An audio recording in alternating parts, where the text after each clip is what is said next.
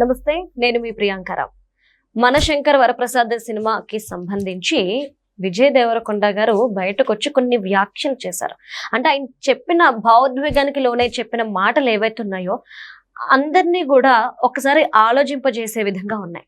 మరి ఆయన ఏమన్నారు? సినిమాని ఈ రివ్యూలు లాంటి ఇచ్చి చంపేస్తున్నారు, ఈ రేటింగ్లు రివ్యూలు ఎవరిస్తున్నారు, ఎందుకు ఇస్తున్నారు, వీటి వల్ల నేను ఎన్నో నిద్రలేని రాత్రులు గడిపాను అంటూ ఆయన ఒక భావోద్వేగానికి లోనయ్యారు. మరి ఆ వ్యాఖ్యలను చేయడానికి గల కారణాలు ఏంటి, దాని వెనక ఏం జరిగింది, నిజంగా ఈ సినిమాకి సంబంధించి అంటే సినిమాలకు సంబంధించి ఎవరైతే రివ్యూలు రేటింగ్లు ఇస్తున్నారో వాళ్ళ వల్ల సినిమాలు చచ్చిపోతున్నాయా అనే క్వశ్చన్ కూడా రేజ్ అయింది. దీని గురించి డిస్కస్ చేద్దాం. మనతో మాట్లాడడానికి సీనియర్ జర్నలిస్ట్ సిఎస్ రావు గారు ఉన్నారు. ఆయన అడిగి తెలుసుకుందాం. నమస్కారం సార్. నమస్తే సార్, రేటింగ్స్ రివ్యూస్ వీటి వల్ల సినిమాలు చచ్చిపోతున్నాయి అని విజయ్ దేవరకొండ గారు ఒక భావోద్వేగానికి లోనయ్యి నేను నిద్రలేని రాత్రులు గడిపాను, వీటి వల్ల నేను ఎంతో ఏడ్చాను అని చెప్పేసి చెప్తున్నారు. అంటే నిజంగానే ఈ రేటింగ్లు రివ్యూలు అనేవి ఫేకా? వీటి వల్ల సినిమాలు చచ్చిపోతున్నాయి అంటే ప్రొడ్యూసర్స్ కి లాస్ వస్తుందా, అసలు ఏంటి? ఇప్పుడు వీటి వల్ల ఎంతో కొంత ఎఫెక్ట్ అయితే ఉంటుంది. సినిమా బాగుంటే ఎవరు ఆపలేరు, ఎన్ని రివ్యూలు అయినా ఆపలేరు. రివ్యూలు బ్యాడ్గా ఇచ్చిన సినిమాలు కూడా ఆడినవి చాలా ఉన్నాయి. తర్వాత ఫస్ట్ వీక్లో స్లోగా ఉన్నాయి, తర్వాత హిట్ అయిన సినిమాలు బోల్డ్ అని ఉన్నాయి.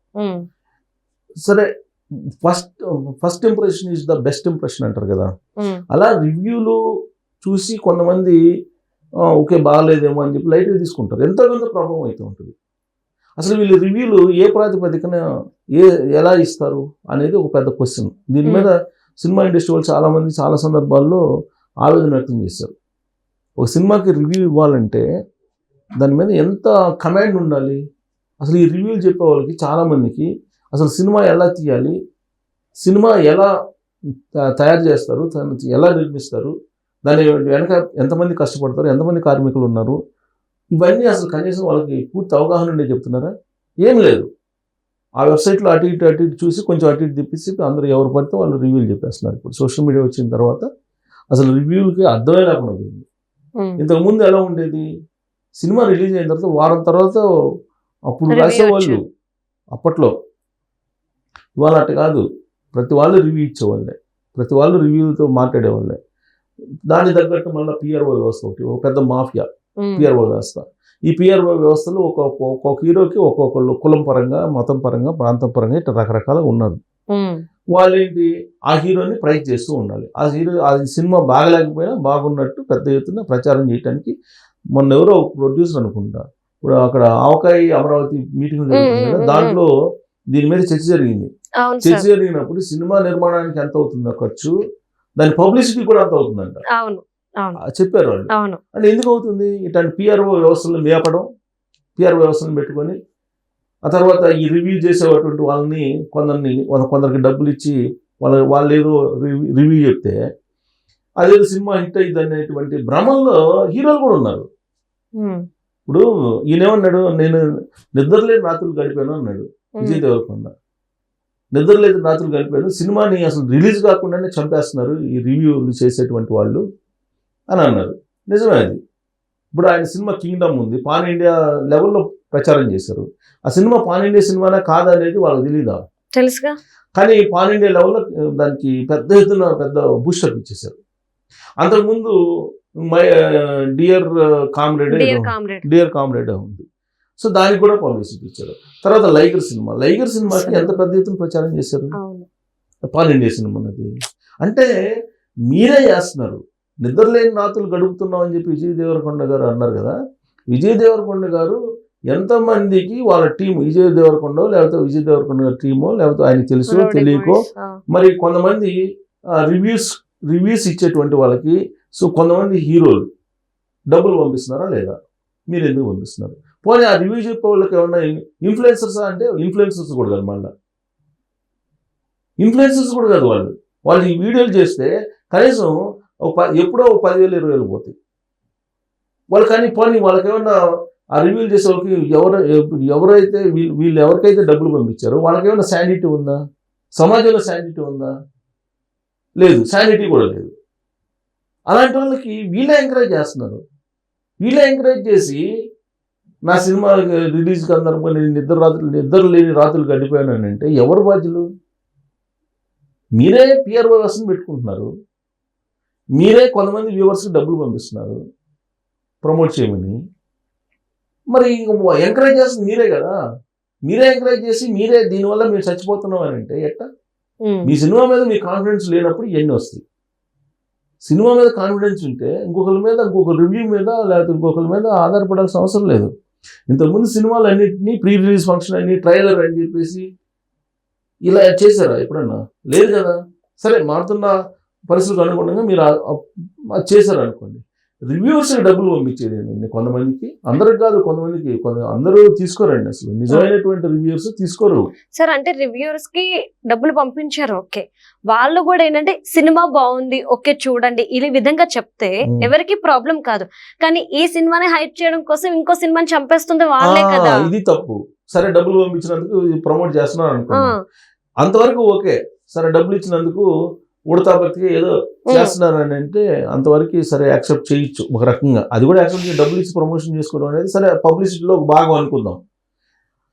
ఈ సినిమాని ప్రమోట్ చేయడంతో పాటు పక్క వాళ్ళ సినిమాని అనవసరంగా బురద చల్లటం అనేది తప్పు కదా. అది ఇంకోటి తెలుసా, పక్క వాళ్ళ సినిమాలకి బురద చల్లి ఆ సినిమాలు బాగలేవని చెప్పి మీరు రివ్యూలు చెప్పండి అని చెప్పి డబ్బులు పంపించే వాళ్ళు కూడా ఉన్నారు టాలీవుడ్లో కొంతమంది.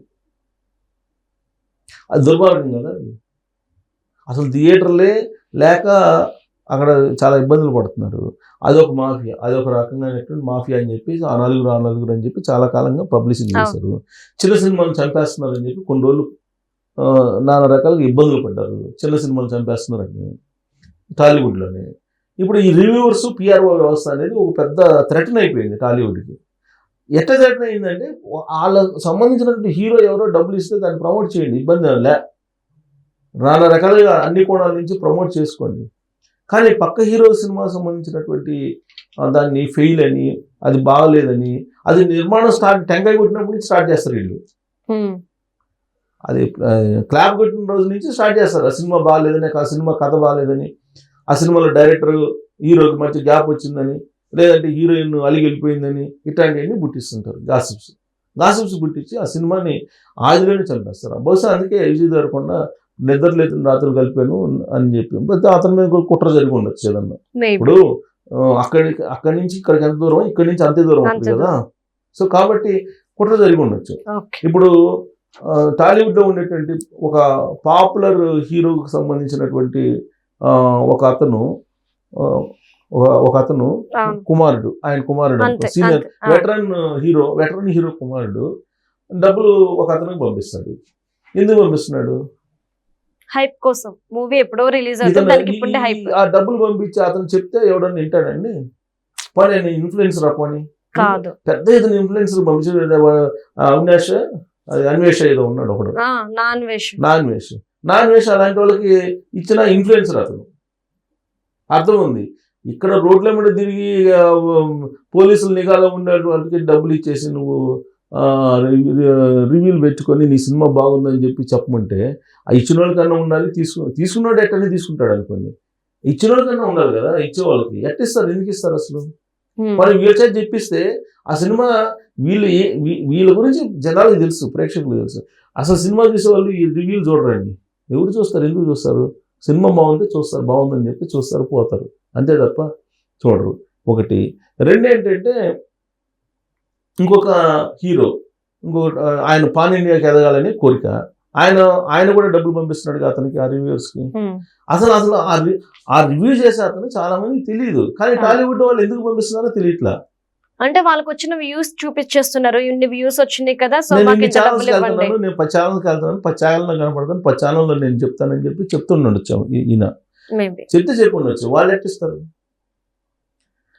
సరే, వాళ్ళు పెంచి పోషిస్తున్నారు, వాళ్ళే భస్మాసు రాష్ట్రం లాగా వీళ్ళే వాళ్ళ హీరో డబ్బులు ఇస్తే వీళ్ళ మీద పెడతారు రేపు, అంతే కదా.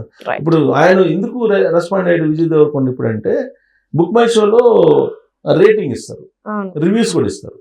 ఇప్పుడు చాలా మంది ఈ యూట్యూబర్స్ లేకపోతే వెబ్సైట్లో ఇచ్చేటువంటి వాళ్ళని నమ్మరు చాలా వరకు. కానీ బుక్ మై షోలో ఇచ్చేటువంటి రివ్యూస్ కానీ రేటింగ్ కానీ నమ్ముతారు. ఎందుకంటే అది సైంటిఫిక్గా ఉంటుంది. టికెట్ కొనుగోలు చేసినటువంటి ప్రతి వాళ్ళకి రేటింగ్ ఇచ్చేటువంటి రైట్ ఉంటుంది, అది ఇస్తారు.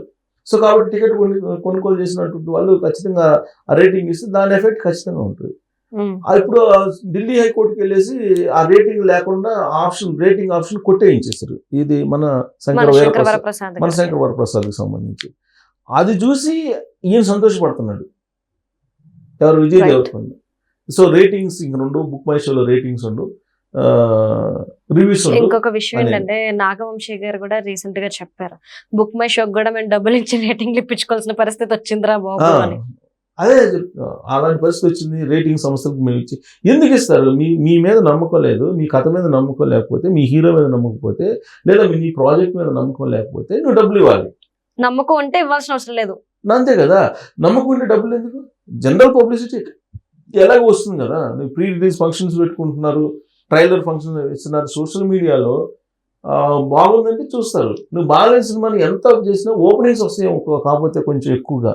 ఇది ఫస్ట్ డే ఓపెనింగ్స్ ఏమైనా ఎక్కువ రావచ్చేమో, కానీ మామూలుగా ఎందుకు వస్తుంది? సినిమా బాగాలేదంటే ఎందుకు వస్తుంది? ఇప్పుడు ప్రభాస్ సినిమా ఉంది, ప్రభాస్ కన్నా పెద్ద హీరో ఉన్నారా ఇప్పుడు? అతను పాన్ హీరోనే కదా కలెక్షన్స్ పరంగా నేను చెప్పేది. మరి అతని సినిమా రాజాసాబ్కి ప్రమోషన్ ఇస్తే ఆడిచ్చేస్తారా? ఆడుతుందా? మరి ఎందుకు ఆడలేదు రాజాసాబ్? రాజాసాబ్ మరి పబ్లిసిటీ ఇస్తూ ఆడుతుందా బాగాలేకుండా? ఉండాలి కదా. పెద్దవాళ్ళు చెప్తారు, ఎంటుకలు ఉంటే ఏ కుప్పైనా పెట్టుకోవచ్చు, ఎంటుకలు వెళ్ళిన తర్వాత కుప్పేం పెడతారు దానికి. సో కాబట్టి ముందు వాళ్ళని పిఆర్ఓ వ్యవస్థను పెంచి పోషిస్తుంది కానీ, రివ్యూవర్స్ని పెంచి పోషిస్తుంది కానీ సినిమా ఇండస్ట్రీ వాళ్ళు తీసుకోవాలి. ఈ రేటింగ్ పోయినాయి, రివ్యూస్ పోయినాయి అని చెప్పి ఇప్పుడు సంతోషపడితే, ఇప్పుడు ఢిల్లీ హైకోర్టు ఇచ్చింది, రేపు సుప్రీంకోర్టుకి వేస్తాడు బుక్ మై షో వాళ్ళు. సుప్రీంకోర్టుకి వెళ్తే అక్కడ క్లియర్ చేసుకుంటాడు, ఏమైంది మళ్ళీ మొదలు పెడతారు. Thank you so much.